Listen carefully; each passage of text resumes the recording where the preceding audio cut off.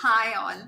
നിങ്ങൾക്കറിയാമായിരുന്നോ നിങ്ങളുടെ ഉള്ളിലെ anxiety problems ആണെങ്കിലും റിലേഷൻഷിപ്പിൽ നിങ്ങൾക്ക് വരുന്ന പ്രോബ്ലംസ് ആണെങ്കിലും എന്തുകൊണ്ടാണ് നിങ്ങൾക്ക് വരുന്നത് എന്നുള്ളത്?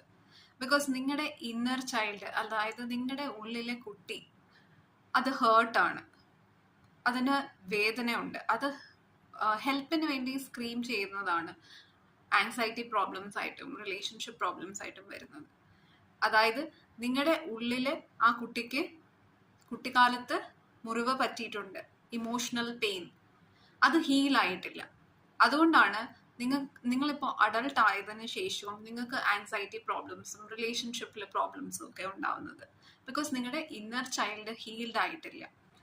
നിങ്ങളെ കുട്ടിക്കാലത്ത് ഒരുപാട് ആൾക്കാർ വേദനിപ്പിച്ചിട്ടുണ്ടായിരിക്കും, ജഡ്ജ് ചെയ്തിട്ടുണ്ടായിരിക്കും, മറ്റു കുട്ടികളുമായിട്ട് കമ്പയർ ചെയ്തിട്ടുണ്ടായിരിക്കും, അല്ലെങ്കിൽ മറ്റ് ബന്ധുക്കൾ വന്നിട്ട് നിങ്ങളെ കുറ്റപ്പെടുത്തിയിട്ടുണ്ടായിരിക്കും, ചെയ്യാത്ത കാര്യങ്ങൾക്കും നിങ്ങളെ ഹരാസ് ചെയ്തിട്ടുണ്ടായിരിക്കും, അല്ലെങ്കിൽ ആവശ്യമില്ലാതെ നിങ്ങളെ വഴക്ക് പറഞ്ഞിട്ടുണ്ടായിരിക്കും. അപ്പോൾ ആ സമയത്ത് നിങ്ങൾക്ക് കറക്റ്റായിട്ടുള്ള ഒരു ഹീലിങ്ങോ കൗൺസിലിങ്ങോ ഒന്നും കിട്ടിയിട്ടുണ്ടായിരിക്കില്ല.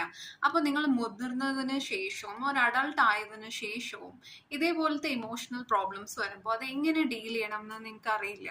അതുകൊണ്ടാണ് ഈ വക ആങ്സൈറ്റി ഇഷ്യൂസും ഡിപ്രഷനും ഒക്കെ ഉണ്ടാകുന്നത്.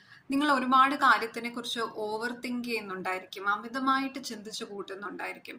നിങ്ങൾക്ക് അവൈലബിൾ അല്ലാത്ത ആൾക്കാരെ ആയിരിക്കും നിങ്ങൾ അപ്രോച്ച് ചെയ്യുന്നത്. ഇപ്പൊ ഒരു റിലേഷൻഷിപ്പിലാണെങ്കിൽ കൂടിയും നിങ്ങൾക്ക് അറിയാം നിങ്ങൾക്ക് പറ്റിയ ആളല്ല എന്ന്, പക്ഷെ എന്നാലും നിങ്ങൾ അങ്ങനത്തെ ആൾക്കാരെ ആയിരിക്കും അപ്രോച്ച് ചെയ്യുന്നത്. അതൊരു പാറ്റേൺ ആണ്.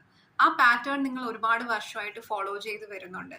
അതെല്ലാം നിങ്ങളുടെ ഇന്നർ ചൈൽഡ് പ്രോപ്പർലി ഹീൽഡ് അല്ലാത്തത് കൊണ്ടാണ് ആ സമയത്ത് അതിന് നല്ല കൗൺസിലിംഗ് ഒന്നും കിട്ടാതെ ആ ചൈൽഡ് തന്നെയാണ് ഇപ്പോൾ മുതിർന്നൊരു വലിയൊരു മനുഷ്യനായെങ്കിൽ കൂടിയും ഇപ്പോൾ നിങ്ങൾക്ക് എങ്ങനെ അങ്ങനത്തെ പ്രോബ്ലംസ് ഫേസ് ചെയ്യണം എന്നറിയില്ല.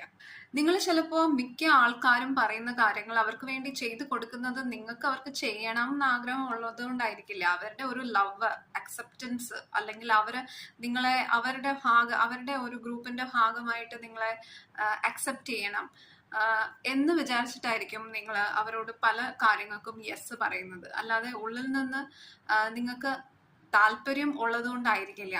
അപ്പോൾ നെക്സ്റ്റ് ടൈം ആരെങ്കിലും ഇതുപോലെ എന്തെങ്കിലും ചോദിക്കുമ്പോഴത്തേക്കും നിങ്ങൾ ചിന്തിക്കേണ്ടത് നിങ്ങൾക്ക് അത് ആവശ്യമുണ്ടോ, അതുകൊണ്ടാണോ നിങ്ങൾ സമ്മതിച്ച് കൊടുക്കുന്നത്, അതോ വെറുതെ അവരെ പ്ലീസ് ചെയ്യാൻ വേണ്ടിയിട്ട് മാത്രമാണോ?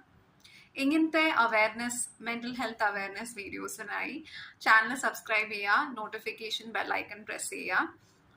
ഞാൻ അപ്ലോഡ് ചെയ്ത ഉടനെ തന്നെ വീഡിയോസ് കാണാൻ. Thank you for watching and keep following me.